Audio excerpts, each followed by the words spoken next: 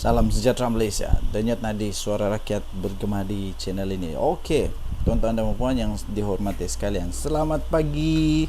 Apa kabar?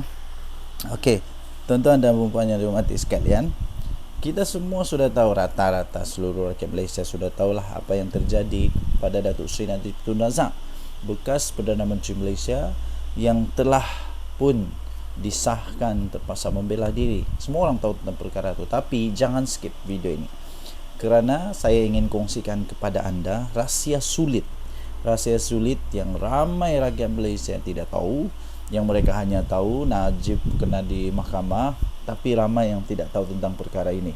Rahsia ini ramai yang tidak tahu. Saya ingin kongsikan kepada anda 8 rahsia yang rakyat Malaysia yang tidak tahu tentang Najib dan 1MDB.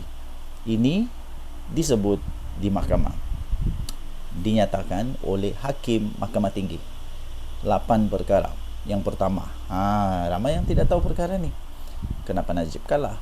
Yang pertama, kerana tertuduh, iaitu Najib Razak, mempunyai kawalan dan kuasa penuh ke atas perbelanjaan akaun bank peribadinya. Pertama, dia ada kawalan penuh dan kuasa penuh. Maksudnya tidak ada sebarang apa-apa pengaruh, tidak ada yang cuba untuk tipu dia, tidak ada, kalau orang tu cuba tipu dia pun, kalau orang tipu dia pun, dia masih ada kawalan penuh dan kuasa penuh kepada perbelanjaan akaun bank peribadinya. Itu yang pertama.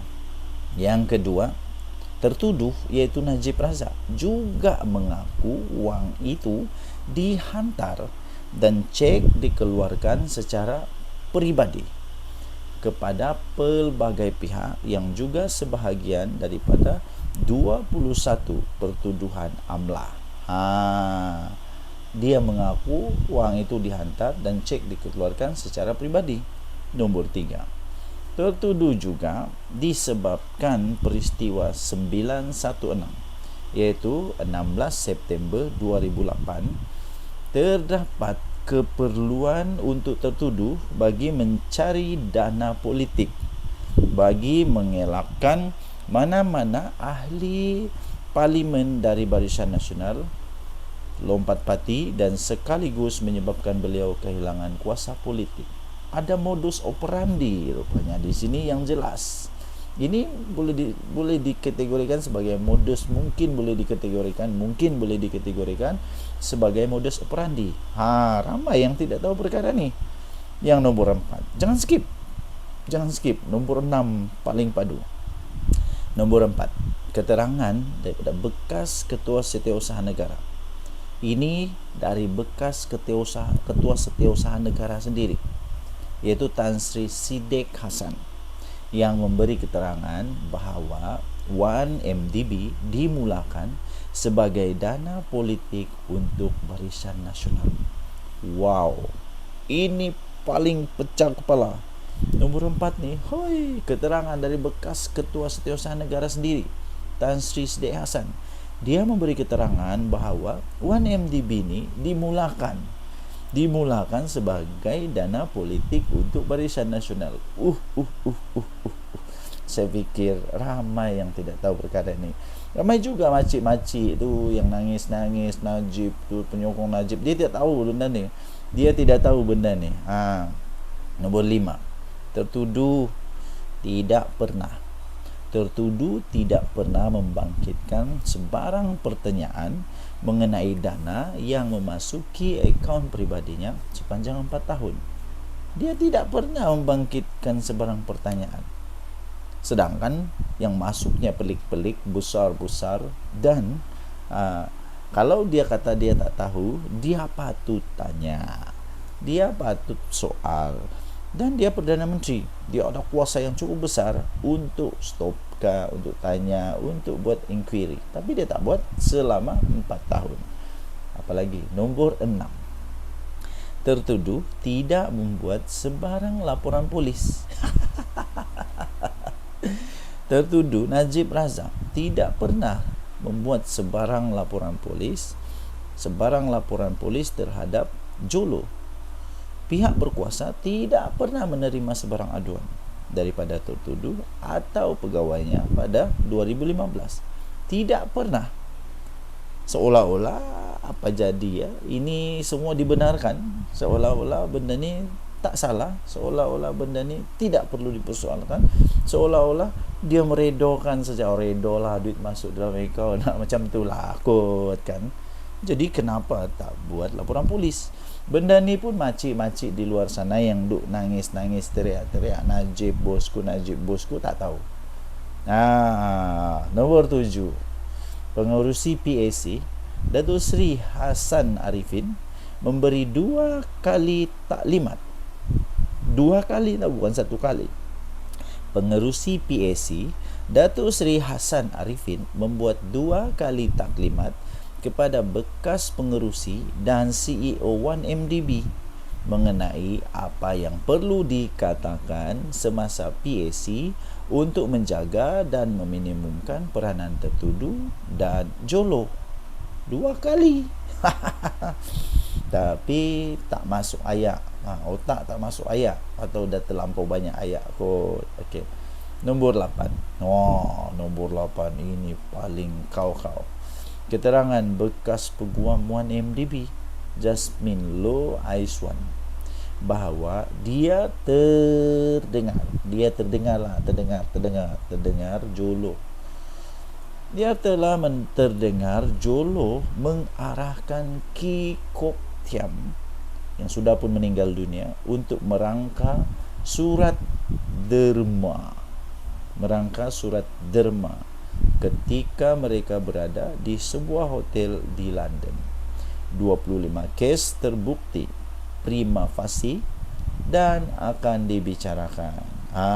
Jadi tuan-tuan dan puan-puan yang dihormati sekalian, makcik-makcik, pakcik-pakcik yang tak tahu apa-apa, yang hanya termakan jasa, yang hanya rasa baik, itulah salah, tetap salah ya makcik-makcik, pakcik-pakcik. Salah tetap salah. Jadi demikian 8 rahsia yang ramai makcik-makcik, ramai pakcik-pakcik tidak tahu. Saya sudah bagi tahu, terpulang. Buatlah anda yang semula, adakah Najib bersalah atau tidak, terpulanglah. Jangan sampai pula bersubahat, nanti dua-dua masuk neraka, susah tu. Okey, so tinggalkan komen anda. Denyut nadi suara rakyat bergema di channel ini. Jangan lupa tekan butang subscribe, like dan share. Malaysia kita punya, cintai Malaysiaku, kita jaga kita. Bye-bye. Salam sejahtera Malaysia. Selamat pagi tuan-tuan dan puan yang dihormati sekalian. Kita tukar topi pula. Tukar topik lah. Tukar topi, tukar topik. Tapi isinya tetap sama. Sebelum itu saya ingin ucapkan selamat menyambut Hari Deepavali pada seluruh rakyat Malaysia, di manapun anda berada, sama ada anda berada di Malaysia kah, di India kah, di mana-manalah anda berada. Kita sama-sama mengucapkan selamat Deepavali kepada seluruh rakyat Malaysia yang menyambut Deepavali. Kita terus berusaha untuk mengekalkan keharmonian negara Malaysia. Yang paling penting kita jaga kemerdekaan negara kita Malaysia. Kita tolak kebencian, bibit-bibit kebencian yang ditanam oleh orang-orang yang entah hendak bertanggungjawab. Kita tolak semua itu. Kita mau jaga Malaysia supaya Malaysia terus aman damai, terus dalam hidup harmoni. Yang sudah lama kita jaga nih. Jangan sampai hanya kerana politik yang palui itu kita pula berpecah belah. Ada kawan tanya saya. Ini pasal samalah, pasal rasuah juga SBRM. Siapa lagi kalau bukan Najib Razak? Ada orang tanya saya, habis kalaulah tiba-tiba UMNO keluar daripada kerajaan selepas Najib Razak didapati dia punya dakwaan terhadap Najib Razak itu berasas betul, tepat dan tidak cacat, dan dia diarahkan untuk membela diri. Kalaulah UMNO tiba-tiba kecewa dan keluar kerajaan, macam mana? Saya kata keluarlah, apa masalah? Tidak masalah. Tapi faktanya tuan-tuan dan puan yang dihormati sekalian, faktanya ada dua. Pertama sekali, Zahid Hamidi sudah memberikan respon awal dia. Respon awal Zahid Hamidi, dia kata Ini peluang untuk Najib Razak membuktikan bahawa tidak bersalah, bahawa dia tidak bersalah. Ini maksudnya bahawa Zahid Hamidi sudah mulai dapat terima keputusan-keputusan yang dibuat oleh mahkamah tanpa mewujudkan lagi sentimen seolah-olah Najib betul-betul tak salah dan sebagainya. Ditambah pula pengakuan Najib Razak bahawa memang ada skandal di dalam 1MDB, salah laku dalam 1MDB. Kedua, berita-berita sekarang semakin hangat bahawa Pakatan Harapan dan Barisan Nasional mungkin bekerjasama di dalam PRN yang akan datang, terutamanya PRN di Sabah. Sudah semakin hangat diperkatakan di PRN Sabah nanti kemungkinan BN, iaitu ada dalamnya UMNO, akan bekerjasama di dalam PRN Sabah.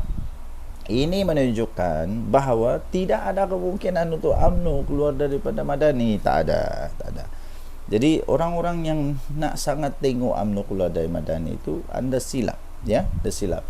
Walaupun ya adalah bising-bising tentang DAP dengan UMNO, saling bertukar-tukar pendapat dan sebagainya, memang ada. Tetapi untuk mereka keluar daripada kerajaan Madani itu satu tindakan yang langsung tak betul. Langsung tak betul dan tidak ada pun kelebihan untuk mereka. Yang ada ialah ini akan mendatangkan kerugian lebih besar kepada UMNO. Ada apa dengan UMNO lagi kalau mereka keluar daripada kerajaan Madani? Ada apa dengan UMNO kalau mereka keluar daripada kerajaan Madani? Jadi jawapan saya mudah. Kepada anda yang bertanya, adakah UMNO akan keluar daripada kerajaan? Jawapan saya pendek, mudah, jelas. Tidak. UMNO tak akan keluar daripada kerajaan Madani. Pertama, dia tidak ada modus operandi untuk keluar. Kedua, tidak ada hasil untuk dia keluar. Keempat, apa faedah dia kalau dia keluar? Kelima, kalau dia keluar, dia akan lingkup. Keenam, kalau dia keluar, dia tak ada apa-apa dah. Ketujuh, Zahid Hamidi tidak akan keluar. Sebab UMNO belum kuat lagi sekarang. Kalau diorang keluar, memang saya boleh jamin mungkin 50-50 lah. Bukan jamin, tak jamin, tapi memang tak ada harapan. Silap-silap terus berkubur UMNO ni kalau dia keluar daripada Madani. Apapun itu pendapat saya, tinggalkan komen anda. Denyut Nadi Suara Rakyat bergema di channel ini. Jangan lupa tekan butang subscribe, like dan share. Malaysia kita punya, cintai Malaysia, kita jaga kita. Bye-bye. Salam sejahtera Malaysia. Vanakkam. Selamat menyambut Hari Deepavali kepada seluruh rakyat Malaysia. Hari ini hari yang cukup besar untuk negara Malaysia. Bagi kita, negara berbilang kaum dan bangsa serta agama di negara Malaysia, kita selalu saja celebrate rakan-rakan yang celebrate agama atau kebudayaan atau tradisi masing-masing. Jadi hari ini kita celebrate Happy Deepavali.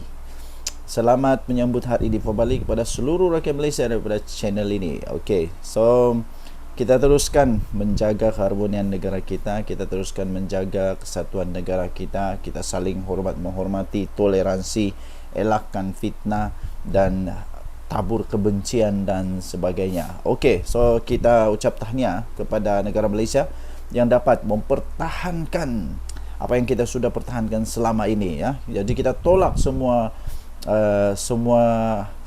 hasad benci, hasad dengki, hasad fitnah. Kita tolak semua ajaran-ajaran yang mencuba untuk menyemai kebencian dalam negara Malaysia. Kita tolak semua itu dan kita sama-sama membentuk negara Malaysia yang cukup harmoni. Saya fikir semua agama mengajarkan bahawa kita perlu untuk hidup dalam komuniti yang harmoni. Okey. Pertama sekali, saya ingin berkongsi satu tangkapan terbaru daripada SPRM. Sebab inilah negara Malaysia sekarang semakin maju kerana rasuah sudah semakin dapat dibenteras. Ini berbeza daripada pemerintah-pemerintah sebelum ni yang saya pun tidak tahu apa diorang buat di office. Saya pun tidak tahu apa diorang buat dengan diorang punya kementerian dan sebagainya. Sampai hanya Anwar Ibrahim jadi Perdana Menteri baru, semua ini keluar, semua ini berani dibuat, semua ini tidak lagi berkompromi dengan dengan semua perasuah-perasuah, penyakau-penyakau, pencuri wang negara kita Malaysia. Terbaru, patutlah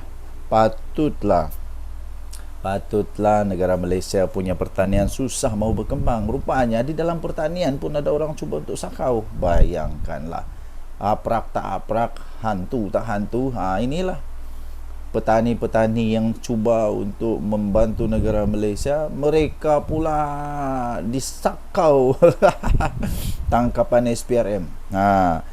Tangkapan SPRM ini bakal mendedahkan skandal kenapa hasil padi petani tidak seberapa. Tangkapan oleh SPRM terhadap seorang eksekutif pemasaran kepada sebuah syarikat. Ini pelik. Sebuah syarikat yang sudah dormant. Kamu tahu apa dormant? Sudah tidak berfungsi, sudah tidak ada lagi, sudah tidak lagi beroperasi. Itu dormant. Sudah syarikat tu dormant, tapi mendapat kontrak sebanyak 1.8 bilion yo. Ini nanti kita tengok nih, siapa yang bertanggungjawab bagi kontrak kepada syarikat dormant ni.